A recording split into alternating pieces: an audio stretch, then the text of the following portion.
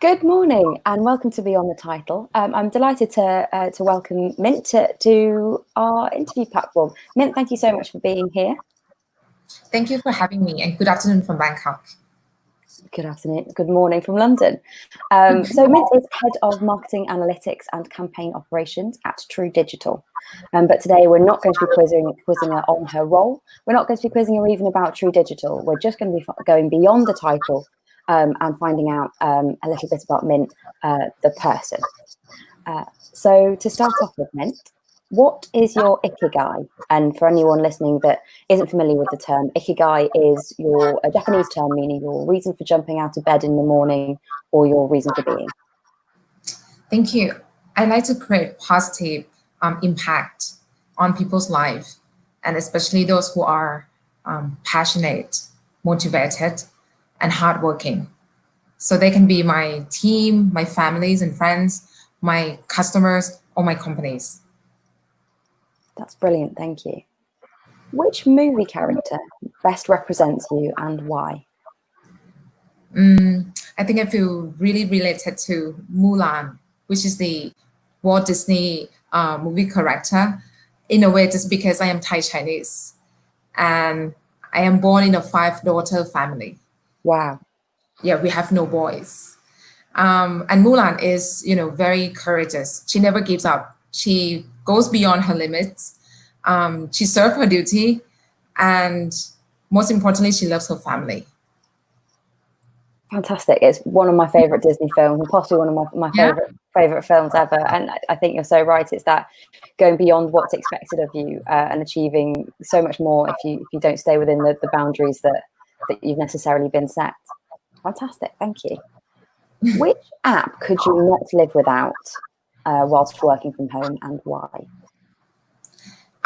This application is called True ID, which is run by my company as well, True Digital Group. It's kind of like one-stop service entertainment content application that you can listen to the music, watch series and movies, and read a lot of articles, news, or watch football games. I mean, it's all in one. And most importantly, when you come and use the application, you can also ask for free mobile data package.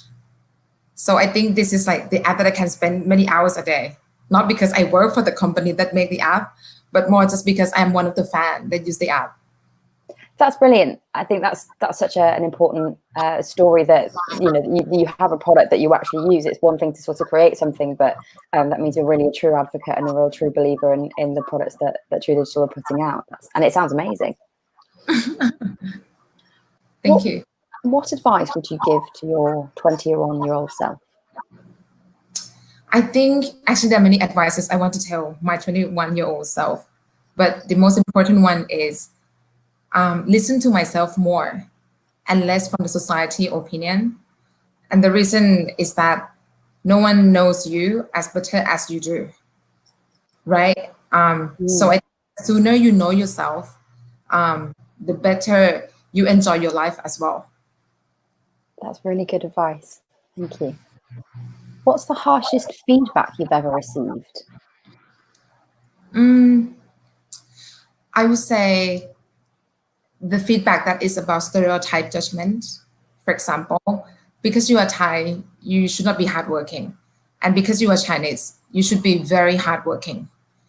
And I think stereotype feedback is never a constructive one, and people should never take it into consideration. No, definitely not. That must be quite difficult being stuck in between those two stereotypes that completely contradict each other. And I'm sure that you're neither. You're just a whole well-rounded one person, not a stereotype of either nationality. What's the biggest leadership challenge you're facing during the current crisis? Yeah, I think the biggest challenge would be to make the team feel secure, but at the same time, they also seek for that self-development, that they don't stop improving themselves. So it's the balance that's very difficult to create to the team. Mm-hmm. Yeah, I can totally see that. Thank you. What are your predictions for the new normal or for the digital world 2.0? Yeah, as we see, right, after a few weeks, I mean, especially Thailand, that the lockdown is over, we see a lot of shops closing down. And yeah, people still don't change their behavior compared to when they were locked down. Yeah, less and less go to the shopping center, for example. And I would say what we will see definitely is that even though the marketing budget decreased, but I believe that the company would do more on online advertisement, put more focus on creating omni-channel customer experiences, to engage with their customer online. I think that would definitely be the new normal from a lot of brands, not only in Europe, but definitely in Southeast Asia. Definitely, I think it looks like that's the way to survive, and I think people's buying habits have shifted a lot, and that they won't change back overnight. So the winners of to survive this, we need to alter, we need to change. Right. What changes do you think are here to stay within your industry?